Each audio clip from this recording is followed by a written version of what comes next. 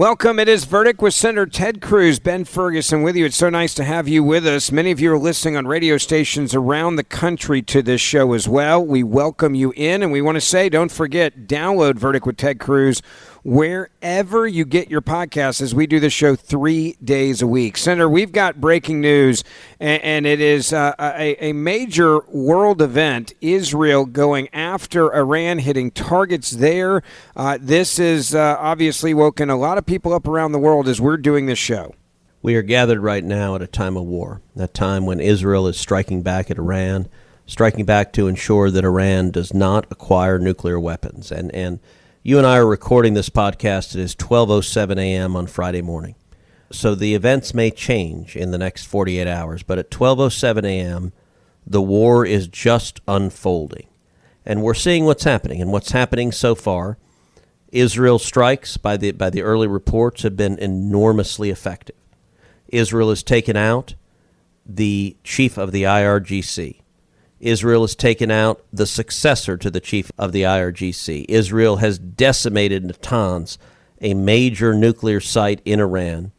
And Israel is carrying out multiple military strikes right now as we speak. Now, I will say by the time you listen to this podcast, it may be Friday during the day and you're listening to the podcast.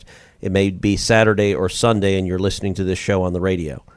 Things may have changed by then, but right now, we are seeing war in the Middle East. We are seeing Israel acting decisively to protect herself. And I will say there are several messages that every one of us need to hear, but the two that are most important are, number one, America stands unequivocally with the state of Israel. We are with Israel in her right to defend herself with no daylight whatsoever. And number two, a message to the Ayatollah. We have an enormous number of American servicemen and women in harm's way in the Middle East. The Ayatollah needs to understand, if you strike out and attack American servicemen and women, if you kill even a single American serviceman or woman, I am absolutely confident President Trump will respond with overwhelming force. And so the Ayatollah should know, do not attack America as a response to this military assault.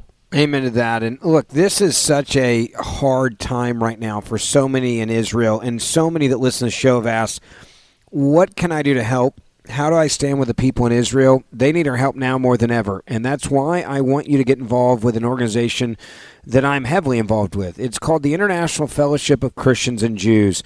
And we are seeing something that's disturbing. Anti-Semitism on the rise around the world.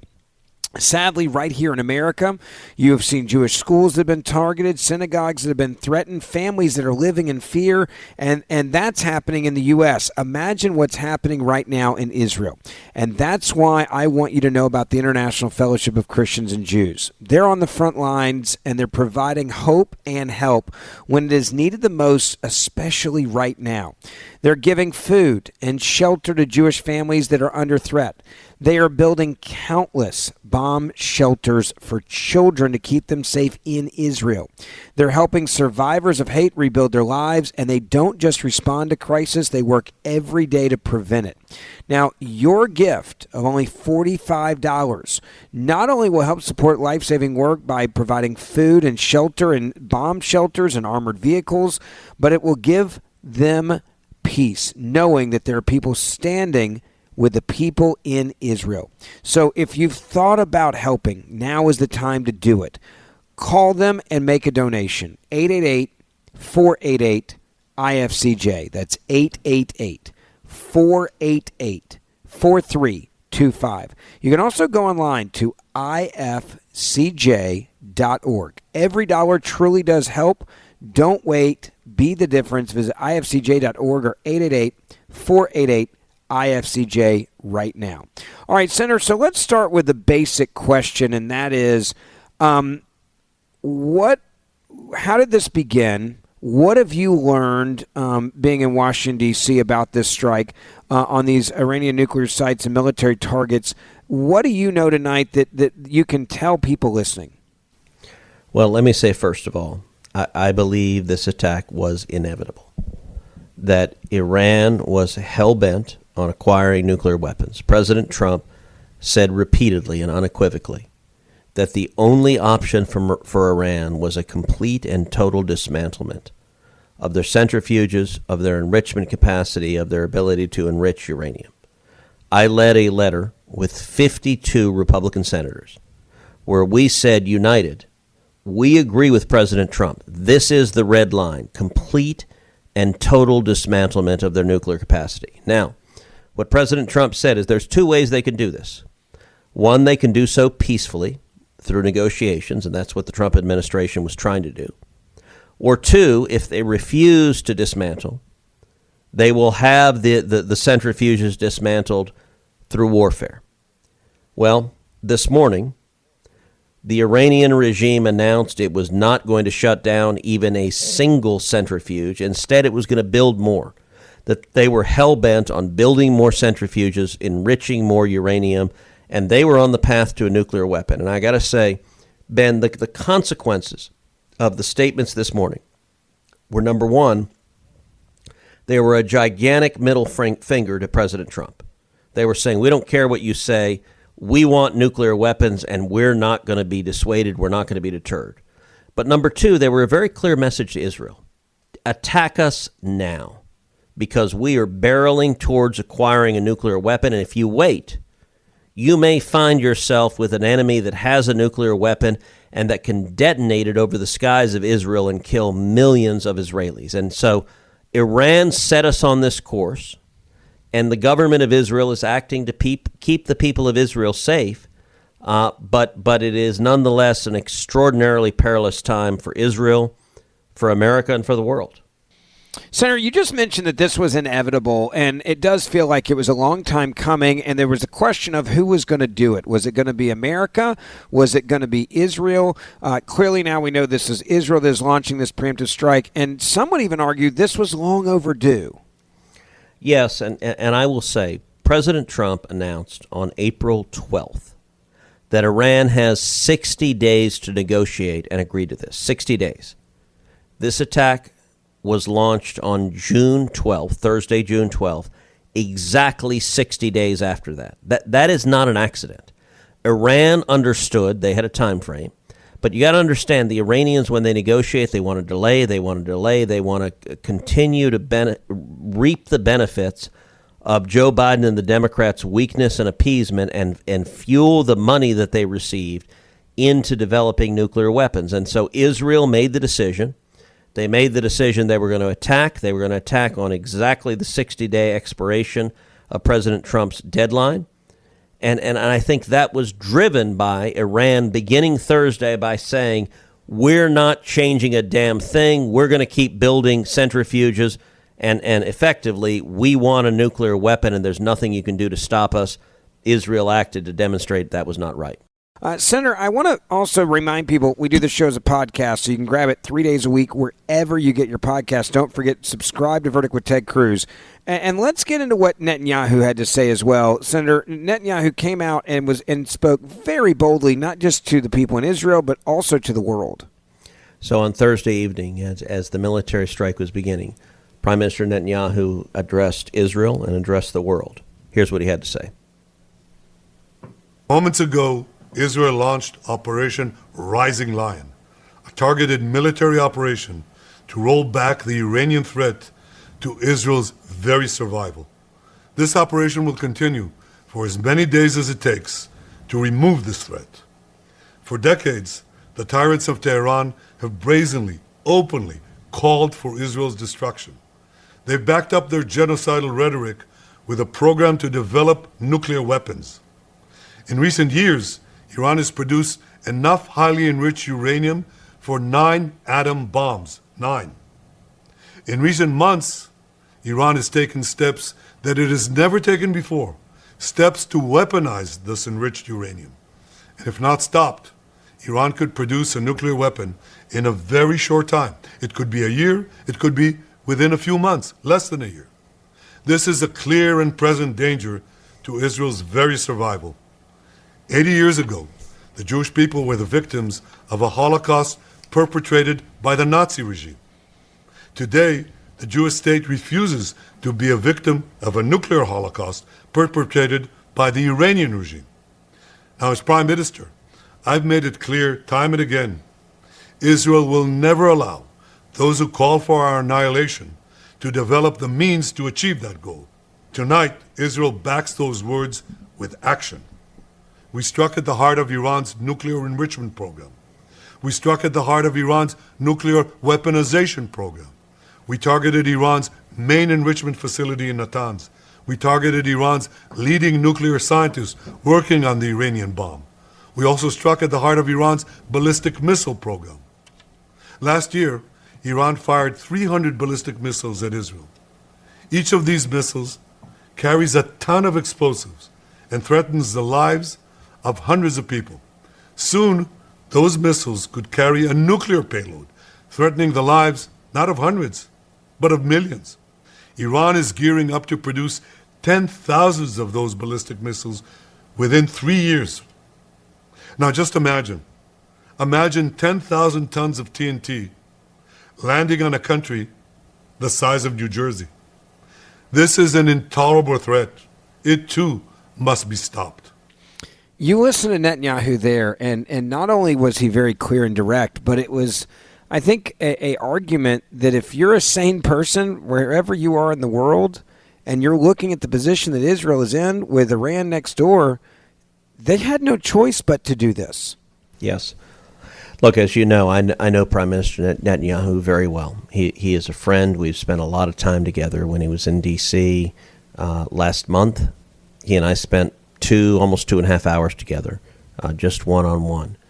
I will tell you, in the 13 years I've been in the Senate, I've met a lot of world leaders. That's part of the job, is you meet the leaders of foreign countries.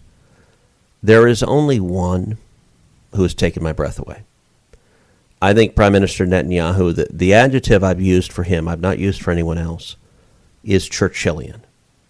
Because I think he has a seriousness of purpose. I think he has a gravitas. He understands that he is facing literally a threat to annihilate the people of his country, and he is committed to doing everything necessary to prevent it.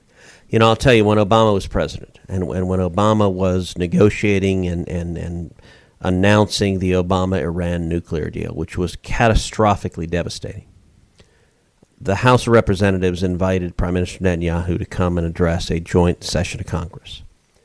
And when that happened, I invited Elie Wiesel, who is the Nobel laureate, incredible man, to come participate in a conversation with me on what the threat of a nuclear Iran was. Now, Elie, he wanted it to be very much a bipartisan event. So I invited Chuck Schumer to participate. He said no. I invited multiple Democrats to participate. One after the other, they said no. Finally, I told Elie, no Democrat will participate. We did a gathering in the Capitol. We had over 500 people come in the Capitol to listen to Elie Wiesel talk about his experiences seeing the horrors of the Holocaust, seeing the horrors of evil in Nazi Germany. And I got to say, when Elie Wiesel talked about never again means never again, and the greatest threat of another Holocaust on planet Earth is a nuclear Iran where these theocratic lunatics use nuclear weapons to murder millions of Israelis. It was powerful. It took my breath away to be sitting at the table with him, but it also spoke volumes that not a single Democrat was willing to be in the room. And I'll tell you, Ben, so on that speech on the Senate floor, I was there. I listened to Prime Minister Netanyahu's speech, which was powerful. It was incredibly important. And we saw a vast number of Democrats boycott the speech, refuse to attend. We saw that again when the Prime Minister addressed Congress more recently. And again, Democrats boycotted the speech. Kamala Harris boycotted the speech, refused to listen to the democratically elected leader of Israel. And it is a sad dynamic that today's Democrat Party is dominated by the pro-Hamas faction. Today's Democrat Party is in panic because right now, far too many of their radicals sympathize with Iran over Israel. And that may sound like hyperbole, but you know what? We are going to see. I'm going to predict this. You and I, this is early Friday morning. We are going to see Democrat after Democrat saying to Israel, you need to restrain yourself. Not calling out Iran, but calling out Israel, because that is where the base of the Democrat Party is. Yes. Yeah, after the attack, they came out and said they must show restraint before they'd even been able to figure out what had happened in Israel. They're like, well, they need to show restraint. They must show restraint. Everything the they have Biden to calm administration down. over and over again said, do not kill the terrorists, do not kill the terrorists. They cut off weapons to Israel. The radical left in the Democrat Party hates Israel, and that battle's only going to get worse. One of the things I love about doing this show, Senator, is moments after this attack took place, Israel on Iran, you were actually on the phone with the ambassador from Israel. What did he tell you about this attack? How long had they been planning this? What was the final decision that made this happen in the last several hours? Well, understand, this show happens real time. It happens real time in real life. You and I are recording this early in the morning, Friday morning. This podcast will come out later in the day on Friday, so some of you will be listening to this on Friday. Others of you will be hearing this on radio on Saturday or Sunday. And so the world may have changed. 48 hours at the time when a war is initiating it is a mountain of time. What I can tell you is late Thursday night, as Israel was launching its attacks, before Iran has engaged in a counterattack, I was on the phone with the Israeli ambassador to the United States, and he told me that the attack, at least so far, had gone extraordinarily well, that they'd taken out senior leadership of the IRGC. And I got to say, by the way, that's a huge victory for the United States of America. The IRGC has murdered over 600 American servicemen and women. They are grotesquely hostile to the United States, and for Israel to take them out, it is an enormous benefit to America. But at the same time, the Israeli ambassador told me that the instruction had gone out in Israel to the people of Israel, go to a bomb shelter. Either be in a bomb shelter or be very near a bomb shelter, because they are anticipating early in the morning, Friday morning, that Iran is going to launch a massive counterattack with ballistic weapons. And Israel has extensive anti-missile defenses, but Iran has sufficient volume that if they launch everything, they have the capacity to overwhelm the defenses. And so there is a very real possibility. The people of Israel are braced. They understand. Look, they're not playing games. They are playing with real stakes. They're playing with live rounds. The people of Israel understand right now, as you and I are recording this, that we may see Israelis die right now, because Iran has enough missiles that if they launch them all, there will be Israelis murdered in the minutes and hours ahead of us.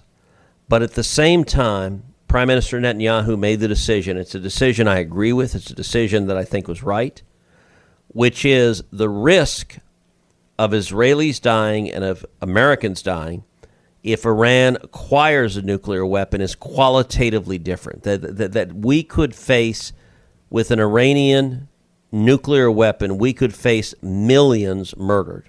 And so, listen, I want to underscore what I said at the beginning of this podcast. Pray for the people of Israel, and pray for our servicemen and women in harm's way, because this is a very, very dangerous time right now.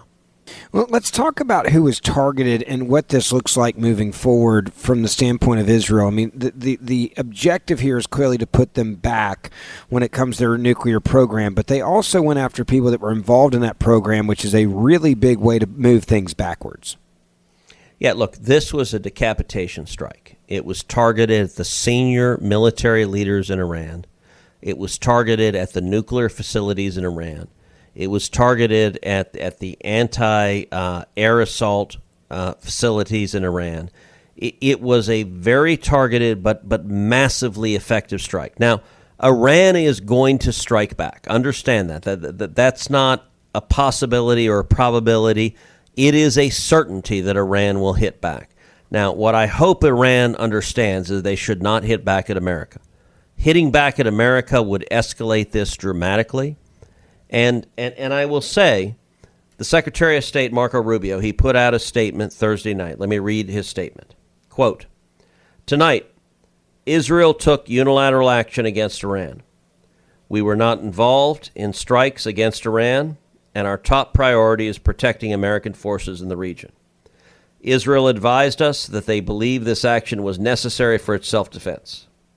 President Trump and the administration have taken all necessary steps to protect our forces and remain in close contact with our regional partners. Let me be clear. Iran should not target U.S. interests or personnel. Now, look, I'm glad that the Secretary of State was putting out that statement defending our servicemen and women. I wish there had been more in that statement saying we stand with Israel. That was missing from the statement, and it shouldn't have been.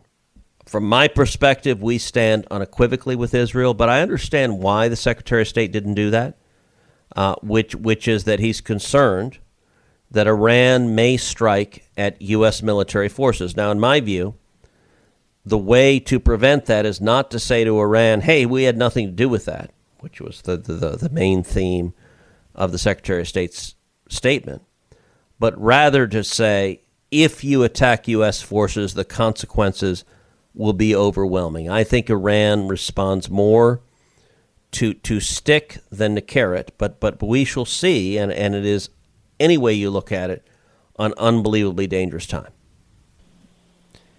Senator, let's talk about some of the people that have been taken out here. There's two aspects of these strikes. One, nuclear scientists are being reported that they were targeted and have been killed, and that is the brains of the nuclear program. If you want to stop Iran from doing this, taking out nuclear scientists is absolutely brilliant. It's the computer system, the nervous system of everything they're trying to accomplish. That's incredible. But we also now know from virtually every news agency is reporting this, that the IRGC terror chief, Salami, has also been eliminated. That is significant as well.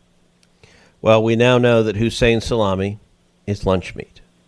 And I feel a little cheesy making fun of him. But then again, the guy is a racist, genocidal, homicidal lunatic. So I hope after Salami, Bologna, and Pastrami both get eliminated as well. And if you look at the head of the IRGC, he has responsibility for murdering over 600 U.S. servicemen and women. So if you love the men and women of the armed services, if you are grateful for friends, family, loved ones who have served defending this nation, then you ought to say tonight to the nation of Israel, thank you. Thank you for taking out the head of the IRGC that is responsible for murdering hundreds of American servicemen and women. President Trump, when he was president the first time, he took out General Soleimani. And now, today, the Israelis have taken out Salami, a successor who is the terror chief of the IRGC, and he is now with his 72 virgins, although I will tell you, much to his dismay, those virgins are all Gomer Pyle, and it's not what he hoped for. I got to say, one of the best parts about this story, just side note, if you look at up Salami on his pages on Wikipedia, it already says he's like the former guy in charge of the IRGC. I love the internet when they get it right really quickly, Senator. It is amazing to see this moment in history, because this is a moment in history, and I got to ask you this. Iran now is going to respond, I'm sure, in some way. I'm sure Yes. Israel is expecting that. You made it very clear tonight, America's warning, and from this administration. What happens next, and what is Israel expecting in your mind? Well, it depends on the escalation. I think it is 100% certain that Iran will respond by firing missiles at Israel. Israel gets that. They understand that. They're ready for that. There is some real possibility that Iran will respond by firing missiles or other weapons at Americans. And I think if they do that, they will dramatically escalate this conflict. I think they will provoke. If they murder American servicemen and women, I think you will see President Trump respond with devastating force. And so, again, my message to the Ayatollahs, do not do that. Their response to Israel, I don't know what it will be.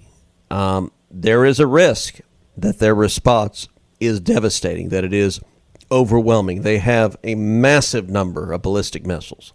So if they fire them all, the odds are significant that we will see a very large number of Israelis murdered. What I'm saying, Prime Minister Netanyahu understands. He knows that.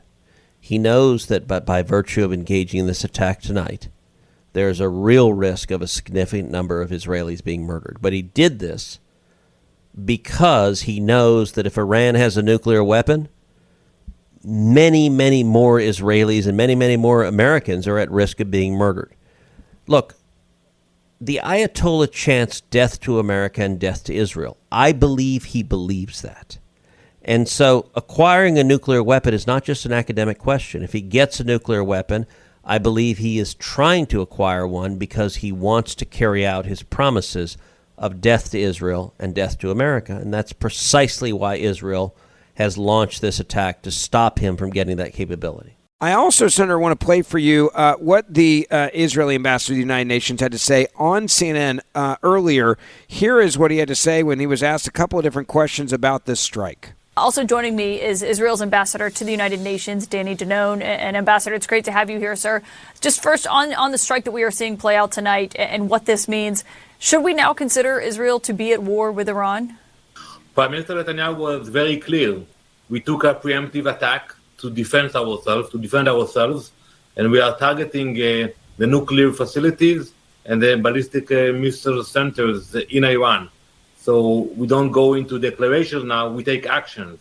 We decided not to wait for Iran to attack us with nuclear capabilities. We knew that they were plotting to do that.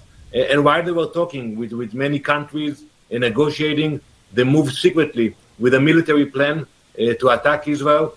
And what we did was an act of self-defense.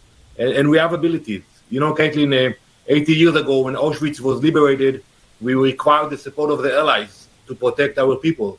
But today we have our own state, our own military, our own air force, and today we are protecting ourselves from another Holocaust. I mean, these are much wider than the preemptive strikes based on what we've seen so far, especially in terms of targeting Iran's top military leaders as well as senior nuclear scientists kind of en masse based on what we have heard. Do you know how many of those top military leaders and nuclear scientists in Iran, the strikes against them were successful? How many of them have been eliminated tonight? No, I cannot go into those details, but I can tell you one thing. Those people who were involved in the nuclear production, those who were putting together the ballistic missiles, they are targets. They are part of the machine that threatened Israel and other countries in the world. You know, if you look back at attacks that Israel took, whether it was against Iraq or Syria, who tried to develop nuclear reactors, I think today everybody can thank Israel for those actions. So maybe today some people are not sure about why we are doing it today, but down the road, few years from today, the world will thank Israel for the actions we took tonight. The world will thank Israel for the actions taken tonight. Is that the big takeaway from all of this? It should be, but understand that the pro-Hamas radical left in the Democrat Party is cheering on exactly the opposite side. So Ben Rhodes, many of y'all listening know who Ben Rhodes is. Ben Rhodes was a top national security official in the Barack Obama National Security Council. He is the lead architect of the Obama-Iran nuclear deal. He is a hardcore leftist, and tonight he's miserable. So Ben Rhodes, late Thursday night, he tweeted out, quote, "This is all so unnecessary. All of it. Everywhere. Understand, when Israel attacks Iran to take out their nuclear capacities, Ben Rhodes, the leading national security official for Barack Obama, I think Ben is in tears right now. And listen, the Iran nuclear deal under Obama was a disaster. Under Joe Biden, their top foreign policy objective was to have another Iran nuclear deal. The only thing that stopped it is Iran was so unreasonable they would not accept it. And there are so many in the Democrat Party right now that are cheering for Iran. I'll tell you what, I'm cheering for America, damn it. And I'm cheering for Israel. And people who are theocratic lunatics who say they want to murder us, I am not dismayed that we are seeing a military force stand up and take them out, and in particular, take out their nuclear capacity. That is critically important. We do not want people who want to murder us to have the tools to do so, and I think Israel's attack did enormous benefit to America. You mentioned taking away their tools, and one of their tools was going after their scientists. I mean, this is the brains behind everything. This took a lot of planning, and apparently it was incredibly successful as well. I mean, this is taking out their nervous system of the computer system, whatever you want to call it, for their nuclear program by going after the scientists. It's absolutely brilliant, and they pulled it off. They did. It was executed with amazing precision. Now, it's early. Look, you and I are both talking early in the morning, Friday morning. It is possible that problems develop later Friday, later Saturday, later Sunday. One of the challenges of doing a show like this at the beginning of military conflict is you don't know how things will shake out. But I will say this. So Benjamin Netanyahu is a strong conservative. One of his predecessors as Israeli prime minister was Naftali Bennett. Now, Naftali had been previously Netanyahu's chief of staff, but then Bennett broke with Netanyahu and ended up becoming prime minister himself, in significant part by opposing Netanyahu. But I want you to listen to this clip of former Israeli prime minister Naftali Bennett talking about what this is all about. Give a listen. Well, the Israelis had a siren across the country indicating that Israel's Air Force is conducting a preemptive strike against Iran's military facilities and perhaps also the nuclear facilities. I want to remind you that Iran's about a week away from being able to obtain the amount of enriched uranium for 10 bombs. So this is not me saying this. This is the international nuclear community.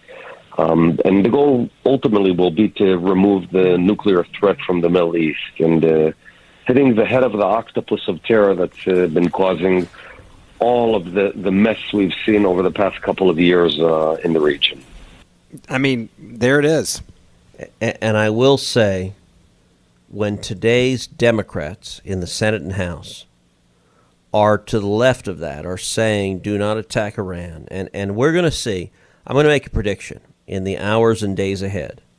We're going to see a massive rise in the attacks from the anti-Semitic left, and the anti-Semitic left is growing bigger and bigger. And so those who hate Israel will be really vocal. And unfortunately, there's also a contingent on the anti-Semitic right. The anti-Semitic right is smaller than the left, but both of them are absolutely wrong. And you're going to see online people say, the Israelis are dragging us into war. I'm here to tell you the Israelis are acting to prevent war, to prevent Iran from getting nuclear weapons, and those nuclear weapons could well be used to murder millions of Israelis or millions of Americans. And so Israel is acting in self-defense, and I want to be clear, America stands with Israel. Don't forget, please make sure you share this podcast wherever you can on social media as we continue to stand with Israel. Also, we will have the week in review. Maybe some of the big stories you missed this week will come out tomorrow as well. Hit that subscribe or auto-download button and grab my podcast as well, the Ben Ferguson Podcast, wherever you get your podcasts. And the Senator and I will see you back here tomorrow for the week in review.